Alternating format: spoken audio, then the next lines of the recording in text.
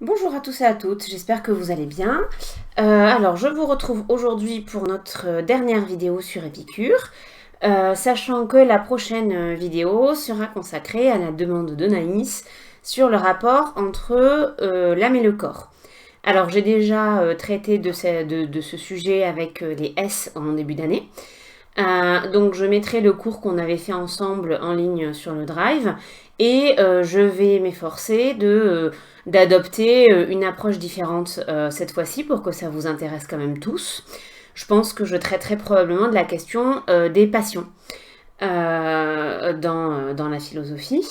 Et je vous mets également une référence de lecture dans cette optique-là. Il s'agit d'une lettre de Diderot dans laquelle Diderot envisage la possibilité que la vie, l'âme, soit entièrement portée par le corps, et donc qu'une certaine forme de vie continue d'exister tant qu'il existe un corps. Donc ça, il s'agit de la doctrine philosophique du vitalisme, qui est développée notamment par Diderot, et qui pourra servir de point d'entrée donc dans cette question-là. Alors, pour en revenir à nos moutons, je vais traiter aujourd'hui le problème de la gestion des désirs tel que Épicure l'envisage dans la lettre à Ménécée. Donc, je vous rappelle que dans la lettre à Ménécée, Épicure souligne l'importance pour celui qui recherche le bonheur, ce que nous devons tous faire, de combattre 4 peurs, la peur de la mort, la peur des dieux, la peur de la douleur et la peur du destin. En particulier ici, il ne s'agit pas donc de traiter l'une de ces peurs, mais bien de traiter quelque chose qui va nous conduire à en fait produire notre propre malheur, qui est de chercher de façon illimitée, irraisonnée nos désirs.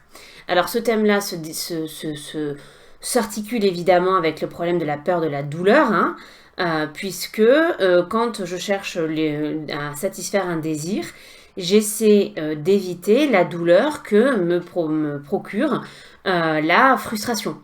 De la même façon, tout plaisir est recherché en tant que toute douleur est à éviter. Donc il faut bien comprendre le rapport de l'âme au désir et au plaisir si on veut comprendre pourquoi est-ce que on n'a pas à avoir vraiment peur de la douleur.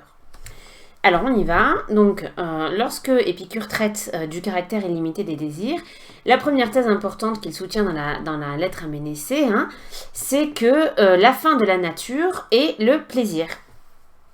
Le but de la vie est le bonheur, dont la voie d'accès est le plaisir, bien que les deux ne puissent pas se confondre. Alors comment est-ce qu'on distingue les deux ? Le plaisir, il est nécessaire pour mettre fin à nos souffrances, le plaisir, pardon, mais nous n'en avons pas besoin en tant que tel quand nous ne souffrons pas. Donc on n'a pas à rechercher le plaisir d'autre manière que pour éviter finalement la douleur. Épicure va distinguer 2 types de plaisir. Il y a le plaisir en repos, qui est en fait une absence de trouble, une absence de douleur, et le plaisir en mouvement, comme la joie ou la gaieté. Seul le premier type de plaisir correspond au bonheur du sage, puisque celui-ci n'a besoin du plaisir donc que pour s'éviter la douleur. De ce fait, ça c'est quelque chose de très important à comprendre, le bien est toujours d'essence négative, c'est-à-dire que on va percevoir le bonheur non pas comme la présence de quelque chose, le plaisir, mais comme l'absence d'autre chose, la douleur. Donc quand on dit l'absence de trouble et de douleur, c'est le bonheur, il ne faut pas entendre par là, et du coup c'est le fait de ressentir le plaisir. Encore une fois, le plaisir, il est vraiment là comme un annulateur finalement de douleur. Donc le bien, finalement, ce n'est pas tant un plaisir qu'une absence de douleur.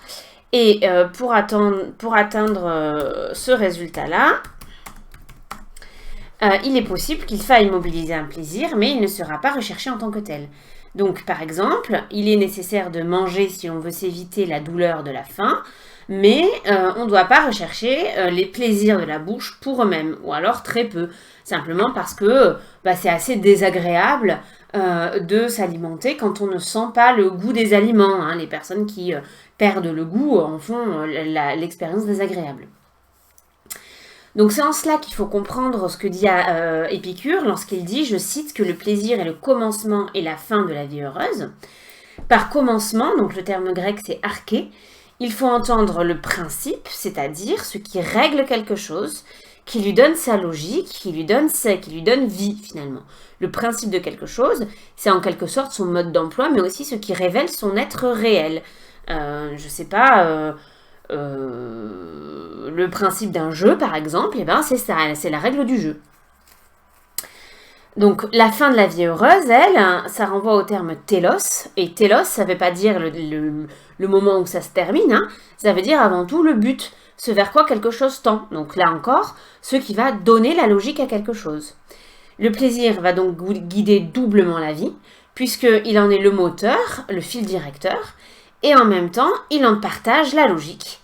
Et parce que donc le plaisir est aussi ce que l'on va rechercher, donc le but de la vie. Une question se pose alors, qu'est-ce qui conduit Épicure à affirmer une telle puissance du plaisir et sur quel argument est-ce qu'il se fonde? Eh bien, il se fonde essentiellement sur l'observation et sur le caractère naturel de la nature, le caractère fondateur, de la nature en nous. La nature, chez Épicure, c'est une norme, c'est-à-dire ce qui doit nous diriger. Pour être heureux, il faut donc revenir à une nature que nous avons oubliée, en raison de vaines opinions.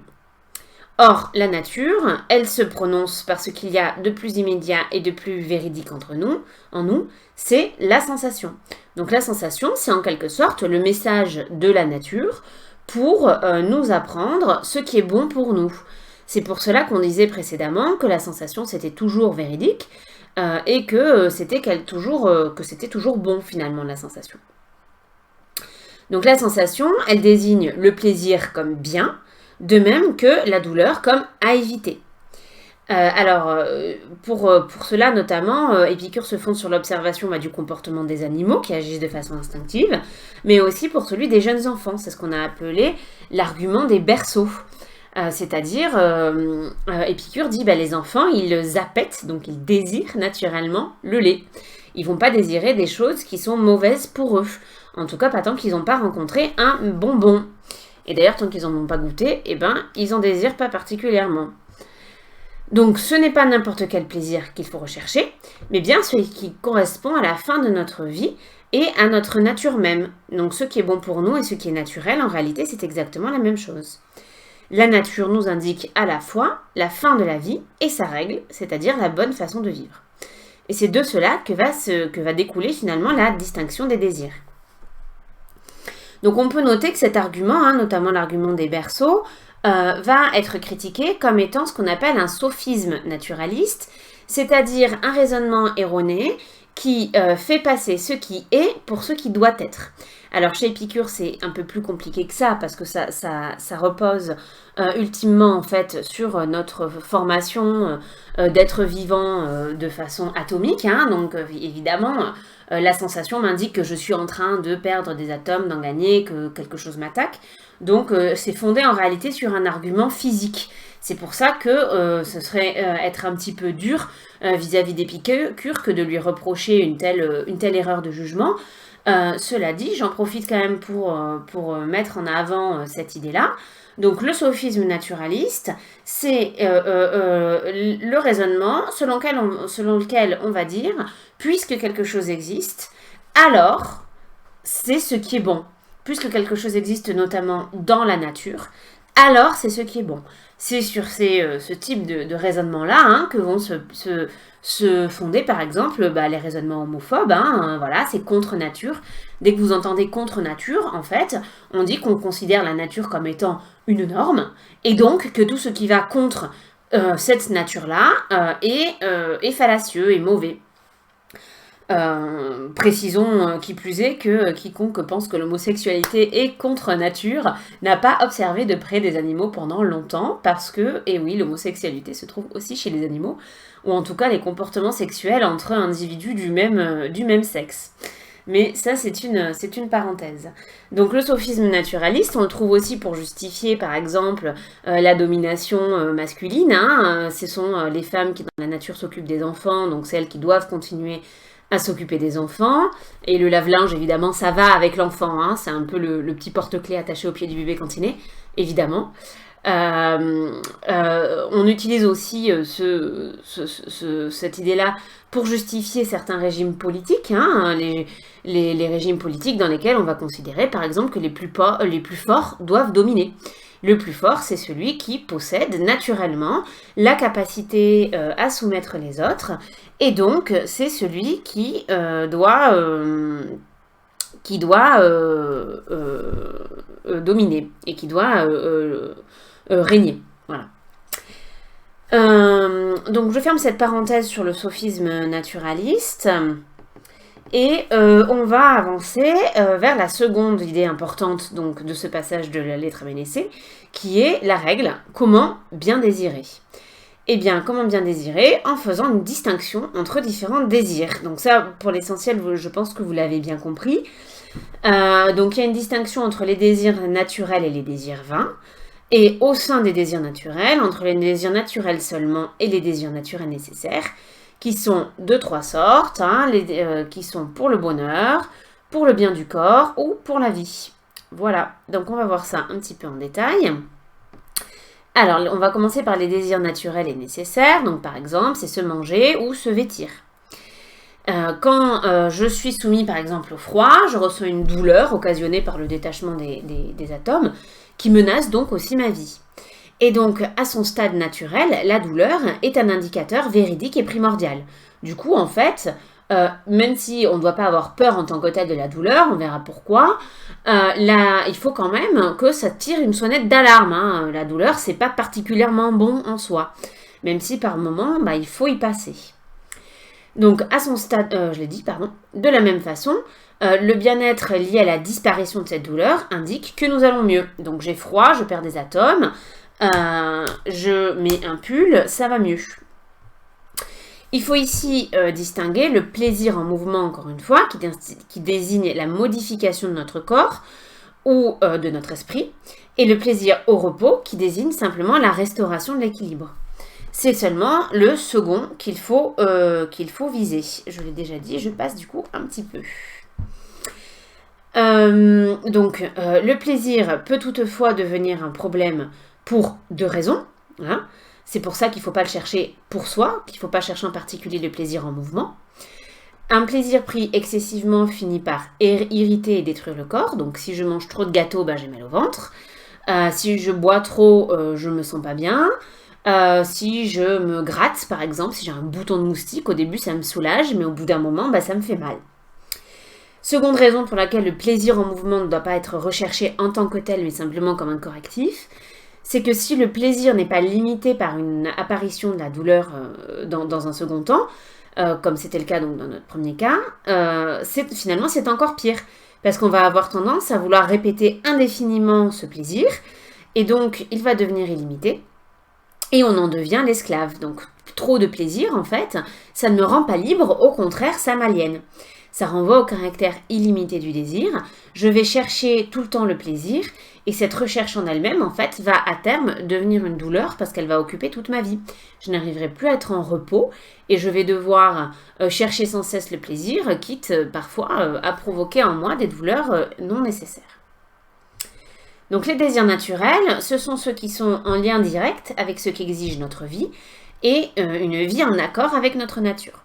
Donc attention, il ne faudrait pas croire pour autant que Épicure veut que nous retournions à un état animal, que, encore une fois, nous soyons tout nus. Non, on a besoin de vêtements hein, si on veut continuer à vivre. Donc ce n'est pas un retour à l'état de nature. Hein. On ne peut pas revenir sur notre état d'individu civilisé, socialisé. C'est comme une seconde nature en nous, c'est acquis.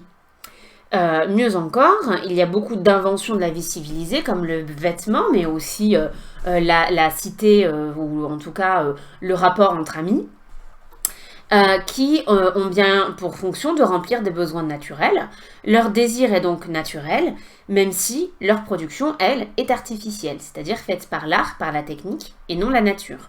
Donc on a une réponse artificielle à un problème naturel. Tant qu'il s'agit bien d'un désir qui procède de la nature, on n'a pas de problème. Donc, cela dit, la civilisation a atteint pour Épicure un stade suffisant pour assurer paisiblement sa vie au moment où il écrit. Donc, on n'est pas sur de la grosse technologie quand même. Hein. L'iPhone, autant vous dire que vous pouvez le larguer hein, pour Épicure. Donc tout progrès technique supplémentaire est superflu et va nous éloigner de la vie naturelle et simple. Finalement, c'est bien le bonheur qui est visé et il est à noter que le bonheur est à la fois distinct du plaisir et rangé dans la liste que je vous montrais tout à l'heure parmi les désirs naturels et nécessaires. C'est normal vu que le bonheur est la fin de la vie. C'est la philosophie qui doit permettre de remplir le désir de bonheur car elle nous donne la juste méthode pour désirer. De même que le confort matériel répond aux besoins du bien-être corporel et de la vie même, la philosophie répond aux besoins de l'âme en nous sauvant de l'illimitation des désirs. Le bonheur suppose donc en particulier deux éléments. Tout d'abord, une bonne relation à soi, c'est-à-dire une bonne gestion des désirs, et ensuite une bonne relation avec les autres, c'est-à-dire l'amitié, d'où l'organisation des disciples d'Épicure en communauté quasi-autarcique. Il faut, ça normalement vous l'avez compris, du coup distinguer le bonheur du plaisir. Pour Épicure, contrairement à d'autres philosophes de la même époque, comme les Cyrénaïques, le plaisir n'est pas le but de la vie, alors même que c'est ce qu'on lui a beaucoup reproché. En réalité, tous les reproches qu'on veut faire à Épicure, ils tombent à côté. Donc le plaisir, c'est qu'un moyen avec lequel il faut être très prudent. Et cela explique qu'il existe certains désirs qui peuvent nous apporter du désir. Pardon, je reprends. Certains désirs qui peuvent nous apporter du plaisir, mais qui ne sont pas nécessaires ni même naturels. Donc on en vient à ces désirs qui sont, cette fois-ci, naturels et non nécessaires. Donc il s'agit par exemple des désirs sexuels ou des désirs esthétiques, voir du beau, ou entendre de la musique. Il s'agit de plaisirs qui sont naturels, au sens où ils visent un équilibre. Par exemple, dans le désir sexuel, on a un trop plein d'atomes à éliminer, et où dans les plaisirs esthétiques, on cherche l'harmonie par la beauté.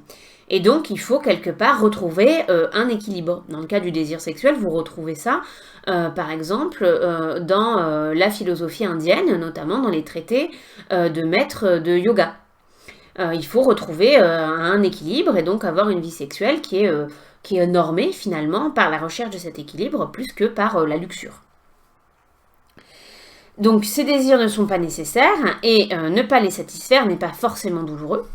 C'est donc juste une affaire de prudence de décider s'il vaut mieux ou pas y céder, le but étant toujours la paix de l'âme, et donc pour le coup ça va parfois dépendre un petit peu de la personne. Si ces plaisirs ou ces désirs commencent à prendre le pas sur le reste, à devenir une fin et non pas un moyen, alors il faut les éviter. Donc si par exemple mon amour se transforme en jalousie excessive, si jamais je me mets à chercher à avoir un beau corps au détriment d'avoir un corps sain, eh bien je tombe dans l'excès et il faut mettre fin à ce désir-là. Dernière catégorie, il s'agit des désirs vains ou vides ou non naturels. Donc pour Épicure, ces trois termes sont strictement équivalents. Ce sont tous les désirs qui sont illimités et qui de ce fait s'opposent à la nature. Donc vous voyez que par là même, on comprend que les désirs naturels ne sont pas illimités, puisqu'ils recherchent un équilibre. Je ne vais jamais me laisser embarquer dans un désir illimité quelque part. Donc le désir naturel, il est naturellement limité, ça va ensemble. L'illimitation peut toucher en fait tous les désirs, y compris les désirs naturels et nécessaires. C'est quand on passe du besoin de manger à la gourmandise et de la gourmandise à la goinfrerie. On voit que ce n'est donc pas l'objet du désir en lui-même qui va importer ici, mais bien la façon dont on désire. Cette idée est particulièrement importante pour comprendre le désir et la manière dont on s'y rapporte, on en avait déjà un peu parlé. Le désir peut être défini en général comme un manque de quelque chose. Il semblerait alors que quand je désire quelque chose, le désir est causé par cet objet que l'on désire. Si je suis amoureuse, c'est que machin a des qualités telles qu'elles m'inspirent du désir. Partant, le problème d'un désir est de savoir si on y succombe et s'il existe des bons ou des mauvais désirs. D'accord ? Ça, c'est une première position possible sur le désir. Il me semble qu'on en avait déjà un petit peu parlé, je répète quand même parce que ça s'y prête. Et comme ça, si vous n'aviez pas bien suivi, vous pouvez raccrocher les wagons maintenant. Mais donc, on voit bien, quand on regarde cette partition chez Épicure, qu'elle est rapidement dépassée. Il ne s'agit pas seulement de bons et de mauvais désirs. Alors attention, chez Épicure, il existe des mauvais désirs, des désirs qui seront toujours mauvais, comme par exemple le désir de l'argent. Encore que, il est naturel de vouloir un peu d'argent pour pas mourir, mais je suis censée ne pas craindre la mort. Donc, voilà. Donc, chez Épicure, c'est rapidement dépassé. Si je suis amoureuse, c'est souvent, avant tout, parce que je suis disposée avant de rencontrer une personne donnée, et que cette personne vient remplir un désir déjà existant. Ce n'est donc pas l'objet du désir qui est premier, mais le désir même. Alors cette thèse, elle n'est pas forcément rapportée à Épicure, hein. C'est, on va dire, la thèse opposée à celle que je vous ai donnée précédemment. Ce n'est donc pas l'objet du désir qui est premier, mais c'est le désir lui-même. En d'autres termes, le désir n'est pas objectif, donc ce n'est pas le désir d'un objet, mais c'est un désir subjectif, c'est-à-dire qui émane du sujet lui-même et qui n'est pas entièrement explicable par l'objet. Cela a également une autre conséquence, le désir n'est pas forcément l'expression d'un manque, d'une diminution d'être dans l'attente d'être résolu par la possession d'un objet, mais bien l'expression d'une puissance dont la reconduction peut être l'expression d'une force de vie. Et ça, pour le coup, c'est contraire à ce que dit Épicure, et c'est davantage développé par un philosophe comme Spinoza. En tout cas, pour Épicure, par exemple, l'amour est à proscrire parce qu'il est nécessairement illimité, qu'il rend dépendant, et au final, on ne peut jamais posséder l'objet désiré comme on le voudrait. Parce que quand je désire, quand j'aime quelqu'un, je désire être aimé en retour, je désire du coup que cette personne m'aime, je désire qu'elle m'aime de façon absolue et nécessaire, d'accord? Mais je désire aussi qu'elle m'aime librement. Et ça, eh ben, c'est complètement contradictoire. Parce que je ne peux pas aimer librement quelqu'un si mon amour est nécessaire. Et dans l'amour, eh ben, j'exige les deux. Donc c'est un espèce de renvoi permanent à un cercle vicieux et qui explique que l'amour ne finit jamais. Donc là, je viens de vous résumer en fait un texte de Sartre sur l'amour que je vous mettrai également sur le drive si vous voulez un petit peu prolonger cette réflexion-là. Donc les désirs naturels sont plus susceptibles, non naturels pardon, sont plus susceptibles d'être illimités.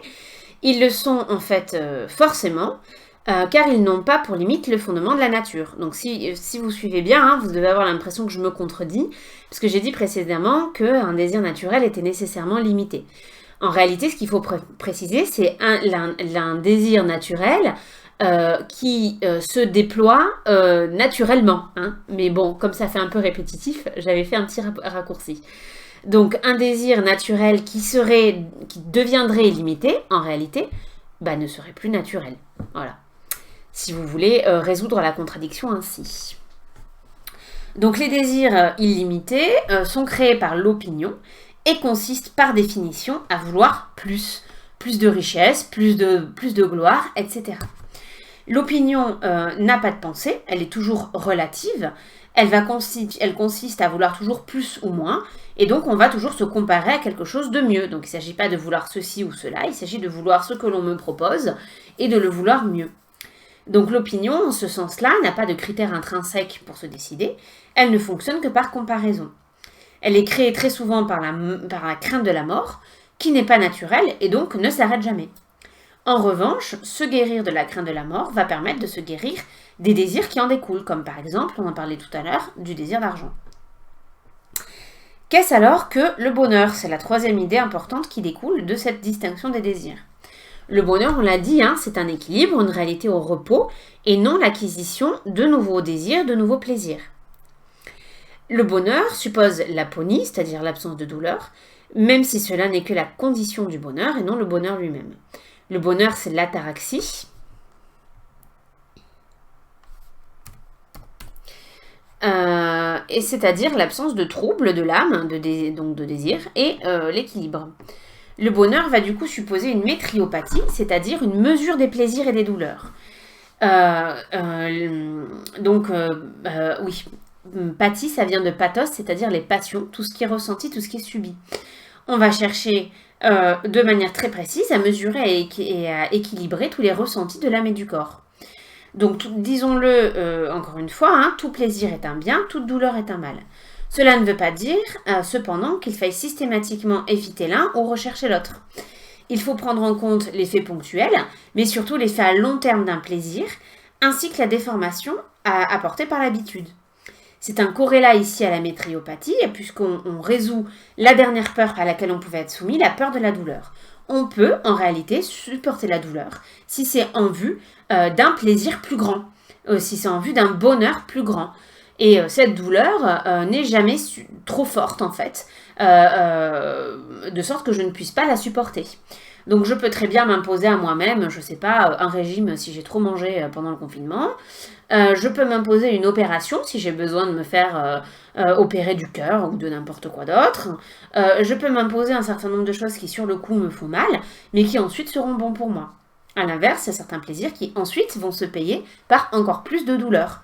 Donc finalement, même si la douleur est mauvaise en soi, c'est pas forcément quelque chose dont il faut avoir peur. On peut la supporter et elle peut me permettre d'acquérir quelque chose de meilleur après. Je reviens ici un petit peu sur cette idée d'habitude qui va avec le problème de supporter la douleur. Hein. L'habitude, c'est un concept clé dans la théorie épicurienne du bonheur. Je vais d'autant mieux réussir à supporter la privation de certains plaisirs ou l'imposition de certaines douleurs que j'y suis habituée. L'habitude joue sur les désirs aussi bien que la méditation rapportée par la philosophie sur les désirs et la crainte de la mort.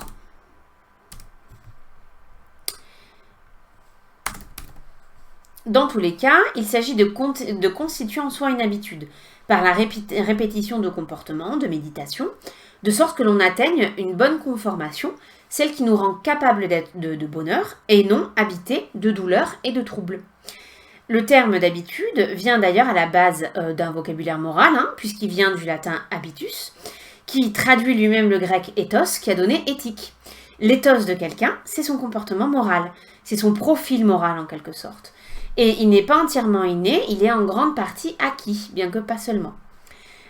L'éthos, c'est la conscience des devoirs que l'on s'impose, le désir de les respecter, c'est l'ensemble des décisions morales que j'ai prises, plus ou moins consciemment d'ailleurs, parce que l'éthos est formé par exemple par l'éducation des enfants.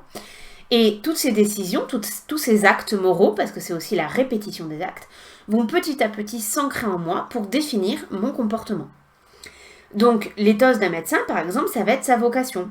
L'éthos d'un enfant, ça peut être aussi tout à fait son éducation. Elle est quasiment entièrement constituée par son éducation. Créer en soi une habitude, ce n'est donc pas simplement faire des raccourcis mentaux inconscients, mais c'est aussi constituer son propre caractère moral, décider de son identité morale chaque jour qui se passe. Et ça, c'est notamment développé par Aristote dans l'Éthique à Nicomaque, puisque c'est en fait de ce terme que vient, de ce livre que vient la fameuse expression « c'est en forgeant qu'on devient forgeron ». Qu'est-ce que ça veut dire ça ? Ça veut dire si vous voulez être moral, il faut faire des actions morales tous les jours. Et petit à petit, on devient de plus en plus moral. Donc, dans un premier temps, on l'apprend de façon un peu inconsciente par l'éducation, on nous apprend qu'il faut faire ci, il faut faire ça, c'est comme ça. Et petit à petit, on fait ces actes de plus en plus en conscience, et c'est la répétition de ces choix moraux et de leur effectuation dans l'action qui fait de nous, finalement, un être moral. On comprend alors que la vie heureuse, pour Épicure, doit être engendrée, elle ne se trouve pas comme ça par hasard. Elle est constituée petit à petit, et le travail sur soi suppose un raisonnement vigilant, un tri parmi les désirs et une remémoration perpétuelle de ce pourquoi est-ce qu'on le fait. Le plus grand bien, c'est ainsi la prudence. Il faut entendre par là que c'est la plus grande qualité à avoir en vue du bonheur, qui est aussi le seul souverain bien. La prudence, c'est le terme qui traduit phronésis, c'est-à-dire une sagesse appliquée, empirique, celle des hommes politiques. Elle se situe pour Épicure au-dessus de la philosophie, parce que la philosophie reste autotélique en soi, c'est-à-dire que la philosophie, c'est son propre but. Et donc, elle ne va pas concerner directement la gestion des désirs et donc le bonheur. Donc, en fait, on utilise la philosophie afin d'être sage vis-à-vis de nos désirs. Reste à expliquer pourquoi, chez Épicure, le plaisir est un principe moral. À la fin du passage sur les désirs, Épicure explique en effet que pour vivre honnêtement et justement, il faut vivre agréablement, c'est-à-dire avec plaisir. Comment expliquer un tel rapport ? Est-ce que, quelque part, ça ne va pas conduire à l'égoïsme ? Parce que je cherche toujours le plaisir pour moi, je cherche mon petit équilibre pour moi, il faut que je puisse faire mon yoga, ma détox, mon machin et tout ça. Oulala, surtout éviter toute perturbation qui risquerait de fragiliser mon équilibre, etc.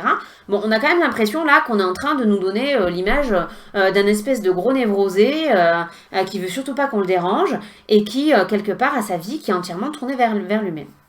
Alors, à cela, Épicure répondrait en un sens, bah ouais. Bah ouais, so what? Après tout, il le dit dès le début, il faut prendre soin de toi. Il n'y a personne d'autre qui va le faire à ta place. Bon, cela dit, c'est quand même un petit peu plus compliqué que ça, puisque Épicure dit bien que ça permet de vivre honnêtement et justement. Donc, on peut répondre également à cela, que celui qui est privé de sagesse, d'honnêteté ou de justice ne peut pas être heureux, puisque ce sont des perfections qui permettent à l'âme d'être en repos. Si je ne suis pas honnête ou juste, je vais être en proie à des troubles, comme la jalousie par exemple, ce qui vient de l'injustice finalement. Quand je ne m'habitue pas à voir ce que je mérite, je vais être toujours jaloux de ce qu'ont les autres. Ou dans le cas de l'honnêteté, je peux avoir peur parce que j'ai fait une action malhonnête et je crains d'être pris. Inversement, ne pas être soumis à des troubles, c'est un facteur primordial pour être capable d'honnêteté et de justice. Quiconque est soumis à la peur de la mort, par exemple, parce qu'il n'a pas de quoi manger, aura les plus grandes difficultés à être honnête. Bah oui, c'est toujours plus facile d'être gentil quand on n'a pas de problème dans sa vie, pour le dire de façon un petit peu caricaturale.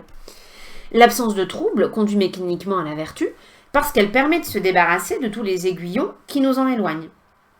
Inversement, la sagesse qui me promène l'ataraxie permet de résister à toutes ces tentations non vertueuses. Donc tout ça, on le voit, ça a une portée politique non négligeable, parce que ça montre qu'il est absolument nécessaire de permettre aux individus d'avoir une vie, on va dire, décente, si on veut attendre de leur part de l'honnêteté, de la justice, etc. Et que les deux sont totalement liés. Dernier élément important de cette partie sur les désirs, on peut atteindre le bonheur. Donc dans la dernière partie de la lettre, Épicure revient sur les grands préceptes que l'on doit suivre si l'on veut devenir heureux, et cela va lui permettre de décrire le sage. Donc je me contente de vous les énoncer, puisqu'on a parlé de tout ça. Donc le sage finalement connaît les dieux, les reconnaît pour ce qu'ils sont, il ne craint pas la mort. Il choisit les désirs en accord avec la nature, donc il est prudent. Il sait que le souverain bien peut être atteint. C'est la leçon de la métriopathie, si le seul intérêt à calculer le rapport entre les plaisirs et les maux, c'est bien qu'on suppose qu'on peut atteindre le souverain bien, sinon ça n'a pas de sens. Donc le bonheur n'est pas une histoire de chance, de mérite, de choix divin, mais de technique. C'est la technique de la métriopathie. La douleur est supportable en vue d'un plus grand bien, ou parce qu'on sait qu'elle peut être limitée, ou alors on meurt, et donc c'est fini. Le destin n'existe pas, la fortune non plus, et la capacité à agir est un bien en soi. Donc je reviens sur les dernières idées que pour le coup on n'a pas développées, à savoir le destin n'existe pas, la fortune non plus d'une part, et la capacité à agir est en soi un bien. Alors, dans cette fin donc, de lettre, Épicure rejette la destinée. Il distingue deux types de destinée, le destin qui est décidé par les dieux et le destin aveugle, celui qu'on appelle le nécessitarisme. C'est l'idée que toute chose est causée par une autre et que cette cause est nécessaire. Donc l'idée que toute chose est causée par une autre, ça s'appelle le déterminisme, c'est-à-dire qu'il n'existe rien qui n'ait pas de cause. Rien ne vient sans cause. Si quelque chose peut exister, c'est que forcément quelque chose l'a causé. Mais le déterminisme n'est pas forcément nécessaire, alors que c'est le cas quand on croit au destin. Quand on croit que nécessairement, dès qu'on est quelque part, les causes qui vont s'appliquer sur ma vie vont me conduire nécessairement à la développer d'une certaine façon. Donc dans la philosophie épicurienne, l'atome s'écarte parfois de sa trajectoire, même si c'est selon un angle très petit, quand les atomes tombent, etc. Et c'est ça qui permet d'expliquer à Épicure, à un niveau physique, qu'on a une certaine liberté d'action. Donc c'est un déterminisme, certes, les choses ont une cause, et on peut agir sur ces causes, mais pas un nécessitarisme, sinon on ne pourrait pas, par définition, agir sur les causes. Par opposition, il y a une autre forme donc il y a deux formes de destin du coup, les dieux ou le destin nécessaire, la fortune, donc le cours des choses, la manière dont elles s'enchaînent. Épicure se tient dans un entre-deux, puisqu'il y a un rejet de la divinité, il y a bien quelque chose, il n'y a pas de Dieu, et donc pas de destin, Mais la fortune, c'est-à-dire l'ensemble des faits, hein, le cours des choses, n'est pas rien non plus. Il y a bien quelque chose comme des concours d'événements favorables, défavorables ou neutres. On va parler de hasard chanceux ou pas. Donc il y a bien quelque chose comme des causes en réalité. Hein. Tout n'arrive pas de façon totalement arbitraire, fortuite et aléatoire. Donc simplement, je vous rappelle ici, je vous explique ici la définition du hasard, hein, qu'on définit, c'est une définition d'Aristote, mais qui est assez consensuelle, comme la concomitance fortuite de deux chaînes d'événements. C'est-à-dire, par exemple, moi je vais au marché pour acheter des patates, quelqu'un qui me doit de l'argent, c'est un exemple d'Aristote, hein, va au marché parce que le marché c'est sur son chemin pour rentrer chez lui, et je rencontre la personne qui me doit de l'argent. Je crois que dans l'exemple d'Aristote c'est l'inverse, mais je préfère l'envisager de cette façon-là. L'autre me met mal à l'aise. Donc, j'allais pas au marché pour rencontrer mon débiteur, il n'allait pas au marché pour rencontrer son créancier, mais pas de bol pour lui, et ben il s'est trouvé que j'avais besoin de patates. Et donc, on s'est rencontrés. On voit que la rencontre de ces deux chaînes d'événements se fait de manière mécanique et indépendante, et c'est cela qu'on appelle le hasard. Mais ça ne veut pas dire pour autant que les choses se sont passées sans qu'il y ait de cause. C'est juste que les causes ne sont pas apparentées l'une à l'autre, d'accord? Je ne suis pas allée au marché sans raison. Je suis allée au marché pour acheter des patates.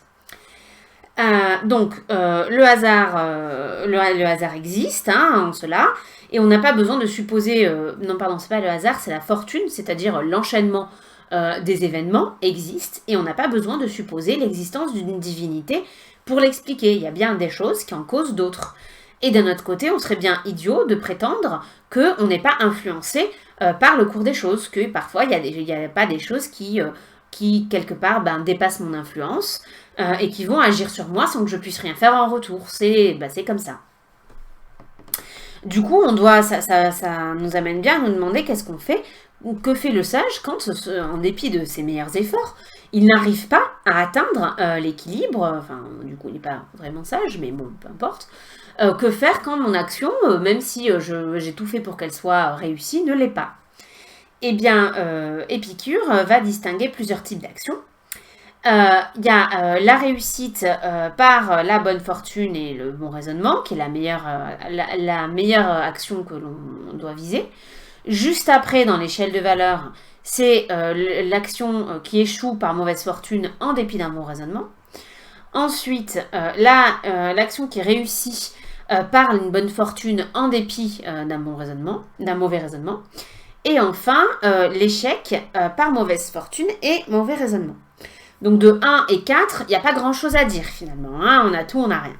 Ce qui est étonnant, c'est ici, cette classification-là, on ne comprend pas trop pourquoi est-ce que c'est pas inversé, parce qu'il ne vaut pas mieux réussir, même si c'est par bonne fortune. On peut expliquer cela de deux manières. Tout d'abord, le raisonnement est un bien qui nous appartient toujours, alors que la fortune peut changer. Donc même si je me suis plantée cette fois-ci, j'ai pas eu de chance, on va dire.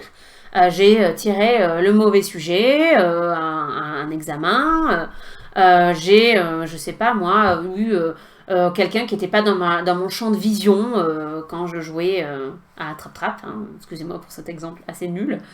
Je crois que le gardiennage d'enfants pendant le confinement a un peu fait chauffer la cervelle. Donc je peux avoir pas de chance, je peux ignorer certaines circonstances de mon action, par exemple, je sais pas, je peux ignorer qu'il y a une tempête totalement imprévisible qui va détruire mon champ de melon, voilà. Mais le raisonnement, le savoir que j'ai pu développer, lui, est toujours à moi et je pourrais le mettre en œuvre plus tard. Autre idée, qui cette fois-ci n'est pas proprement épicurienne, hein, mais qui est un thème cher aux grands ennemis d'Épicure, les stoïciens. Enfin, c'est surtout les stoïciens qui sont les ennemis d'Épicure. Épicure, il est sage, il s'en fout.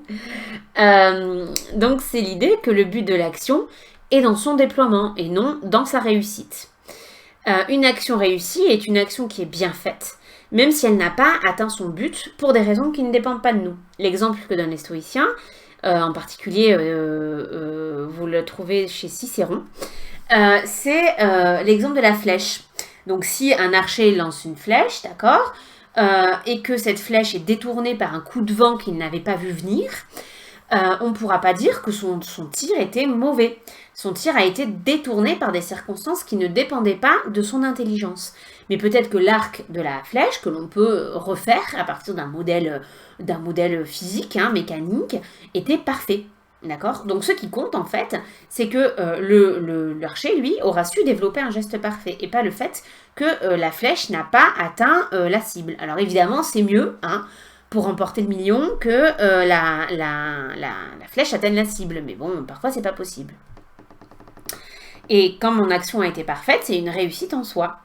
Donc tandis que si on réussit sans y avoir contribué, on pourra peut-être profiter des circonstances heureuses des événements, mais on ne peut pas dire à proprement parler qu'on a réussi. Par conséquent, on n'a rien gagné en termes de marche vers le bonheur, parce que c'est bien ça, en fait, le but du jeu, quand même, à la base. Et donc, la réussite implique bien une maîtrise consciente. Si je réussis, mais que j'ai pas fait exprès, en fait, en termes d'équilibre dans mon âme, je ne gagne rien du tout, et donc je gagne pas. Voilà. Donc, si je puis revenir sur la conclusion, hop là, très rapidement, donc Épicure conclut la fin de sa lettre en rappelant certains principes, donc il faut méditer, il faut rechercher aussi l'amitié, pour deux raisons, parce que l'ami c'est l'alter ego, c'est-à-dire l'autre soi, c'est celui qui va m'aider dans ma recherche, mais aussi parce qu'il est important de vivre en paix avec son semblable, sinon c'est dangereux. Il est possible de vivre comme un dieu, et ça veut dire vivre par une absence de troubles. La seule différence finalement qui va différencier le sage du dieu, c'est que le sage, lui, a un corps qui va se détériorer, parce qu'il vit dans une région dans laquelle son corps se détériore. Et du coup, ça peut être plus difficile pour lui de maintenir l'absence de troubles. Mais sinon, la différence, elle ne réside quasiment que là. Et donc, il lui faut rechercher les biens impérissables. Quels sont ces biens impérissables? Eh bien, ce sont les biens de la pensée. Tout autre bien pouvant être recherché comme moyen en vue d'atteindre l'absence de troubles et pas davantage. Voilà, donc on en a fini avec Épicure. Évidemment, j'attends vos questions avec plaisir. La prochaine vidéo, donc je vous l'ai dit, ce sera sur les rapports entre l'âme et le corps. N'hésitez pas à passer commande s'il y a autre chose dont vous voulez qu'on parle. Je ne sais pas trop combien de vidéos on pourra avoir encore d'ici la fin de l'année. Eh bien, pour ceux qui ne travaillent pas ce week-end, je vous souhaite un très bon week-end. Pour ceux qu'on ne reverra pas forcément dans ces prochains temps, je vous souhaite de très bonnes vacances. Et je vous dis à tous, j'espère à bientôt.